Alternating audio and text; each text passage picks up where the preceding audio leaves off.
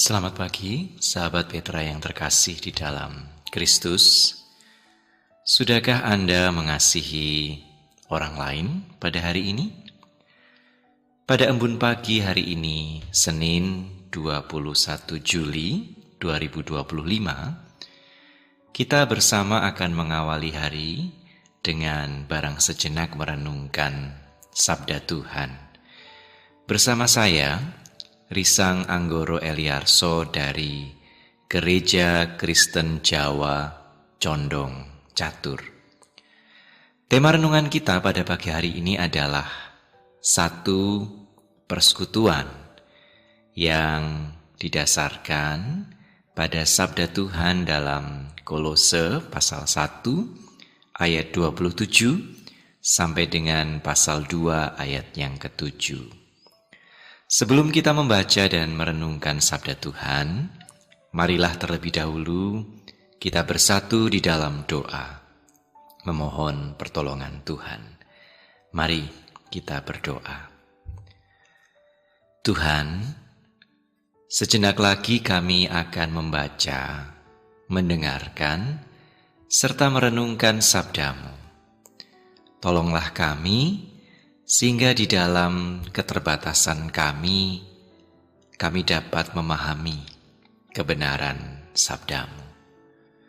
Tolonglah kami juga, sehingga dalam segala kelemahan kami pun dapat memelihara, serta mewujud nyatakan kebenaran sabdamu di dalam keseharian hidup kami. Di dalam nama Bapa dan Putra dan Roh Kudus, kami memohon. Amin. Sahabat-sahabat Petra yang terkasih, memang bahan bacaan kita terambil dari Kolose 1 ayat 27 sampai pasal 2 ayat yang ke-7.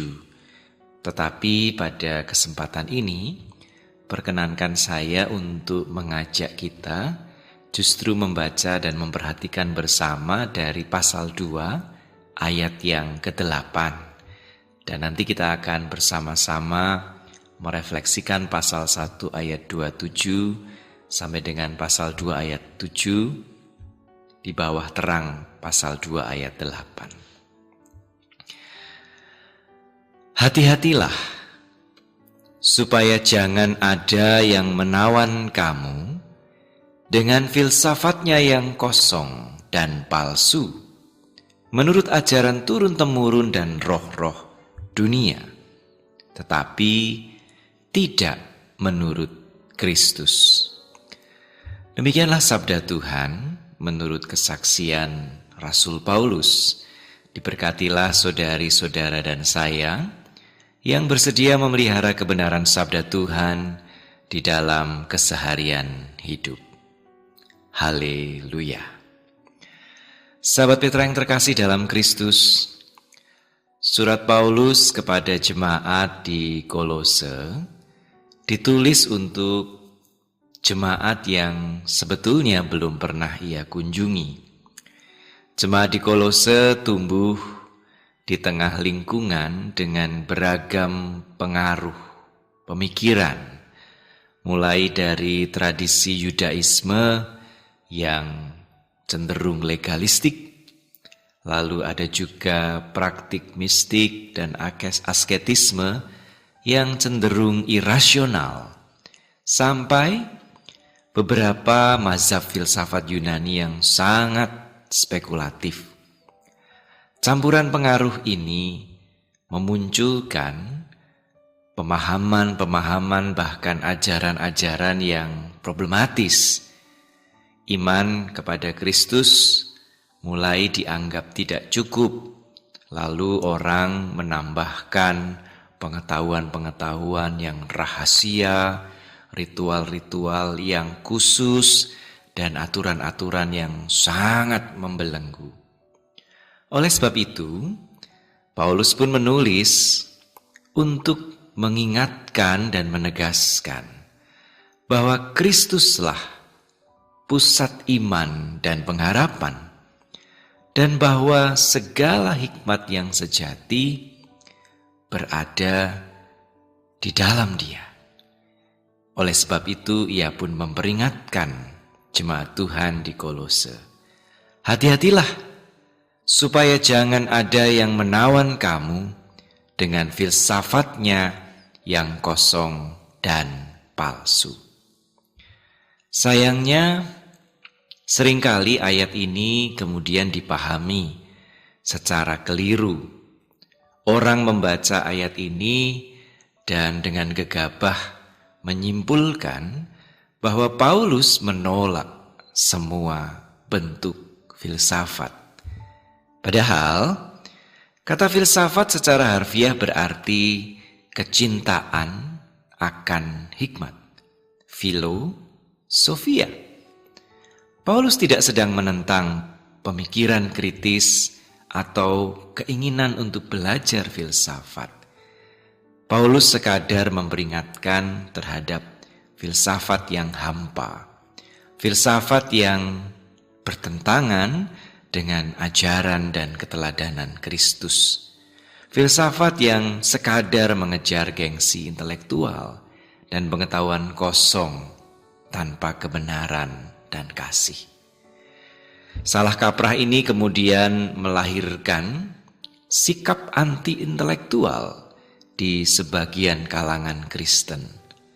Banyak yang kemudian merasa tidak perlu berpikir secara mendalam, tidak perlu bertanya, apalagi berdialog secara intelektual. Banyak yang kemudian sekadar mengandalkan slogan-slogan rohani, kutipan-kutipan ayat tanpa mau merenungkan maknanya secara mendalam. Akibatnya, iman pun menjadi dangkal. Orang mudah diombang-ambingkan dan terpesona pada hal-hal yang memukau, yang spektakuler. Bahkan orang pun terjebak dalam banyak bentuk logical fallacy. Logical fallacy adalah kekeliruan di dalam cara kita bernalar dan menyusun argumen. Ada beberapa bentuknya. Misalnya ada argumentum ad hominem.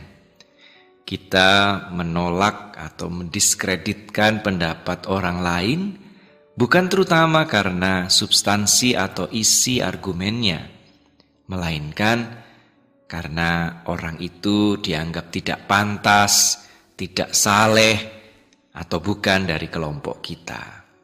Ada juga yang disebut sebagai false dilemma, dilema yang palsu. Kita seolah-olah hanya diperhadapkan pada dua pilihan yang ekstrim. Kalau tidak setuju dengan dogma tertentu, misalnya, berarti kita melawan Tuhan. Padahal yang dipertanyakan sekadar dogmanya, tapi lalu dibenturkan dengan melawan Tuhan. Ada juga misalnya appeal to authority, menganggap suatu pendapat, paham, ajaran itu pasti benar karena diucapkan oleh tokoh gereja besar atau pejabat publik yang sangat powerful, tanpa kita mau terlebih dahulu menelisik dan menguji kebenarannya. Semua bentuk kesalahan berpikir ini bukan sekadar merusak cara kita melihat dan menimbang kebenaran, tetapi kesemuanya itu pada gilirannya juga bisa merusak relasi dalam persekutuan. Karena bentuk-bentuk kesalahan berpikir itu membuat orang mudah curiga, gampang menghakimi, dan cepat memutuskan persahabatan hanya karena perbedaan pandangan. Ketika pikiran tidak diasah, persekutuan mudah retak. Karena jemaat atau kita ini menjadi sangat reaksioner, mudah tersinggung daripada mencari pengertian. Padahal kita tahu, Kristus memanggil kita untuk saling membangun, bukan saling menjatuhkan.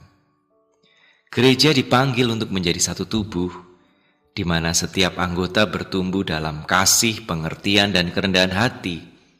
Tetapi tanpa keberanian untuk berpikir, berdialog, dan menguji kebenaran, maka persekutuan hanya akan berisi orang-orang yang berbicara di dalam ruang gemanya sendiri-sendiri, tanpa ada kedalaman atau kejujuran.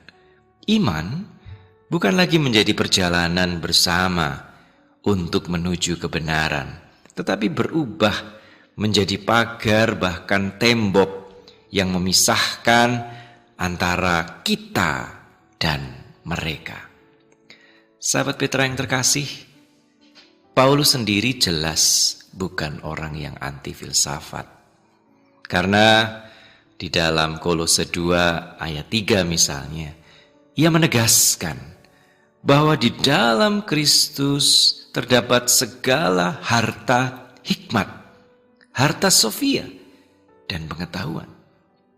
Hikmat yang sejati, termasuk filsafat yang jujur, sesungguhnya justru membantu kita untuk melihat Kristus dengan lebih jelas. Karena itu, menolak filsafat atau kecintaan pada hikmat, yang pada gilirannya membuat kita enggan berpikir secara mendalam, sejatinya justru bertentangan dengan panggilan iman kita. Kita diminta untuk mengasihi Tuhan bukan hanya dengan hati dan kekuatan, tetapi juga dengan akal budi. Akal budi adalah bagian dari anugerah Allah yang harus dipakai untuk memahami, menguji, dan menghidupi iman kita.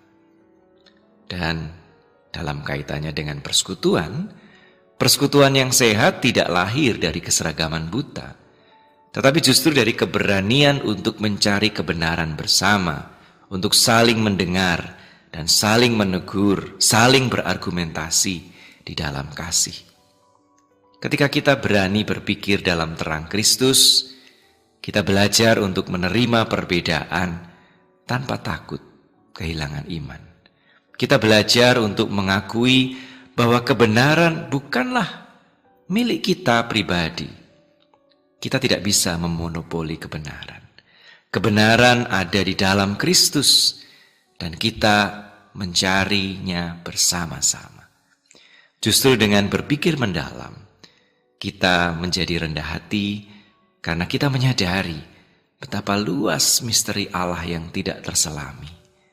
Persekutuan yang berpikir adalah persekutuan yang mengakar dan berbuah. Sahabat Petra yang terkasih, pada pagi hari ini kita diajak untuk bertobat. Bertobat dari kemalasan berpikir. Janganlah kita merasa cukup dengan jawaban-jawaban yang cepat, praktis, mudah, atau slogan-slogan yang tampak rohani. Jangan pula kita terjebak di dalam kekeliruan berpikir atau logical fallacy yang membunuh percakapan dan kasih. Saat ini kita dikelilingi oleh jamak informasi yang menyesatkan, berita bohong di mana-mana. Ada juga opini-opini yang dibalut dengan bahasa yang sangat saleh. Tanpa pikiran yang terasah, kita akan mudah tertipu oleh hal-hal yang dibungkus rapat dengan kesalehan dan dikemas memikat dengan popularitas.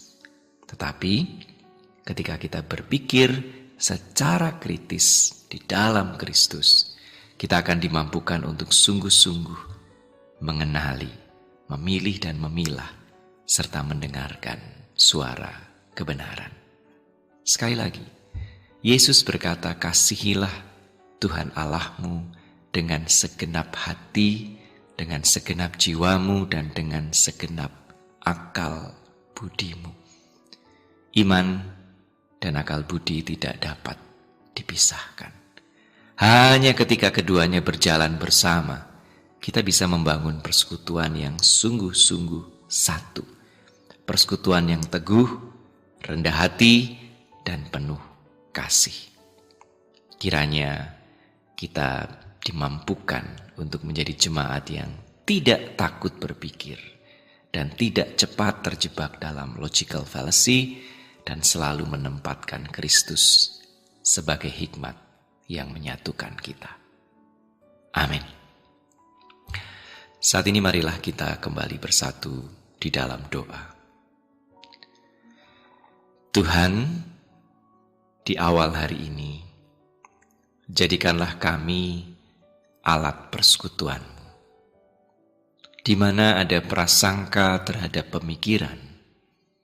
Biarlah kami hadir dengan semangat untuk belajar di dalam kasih.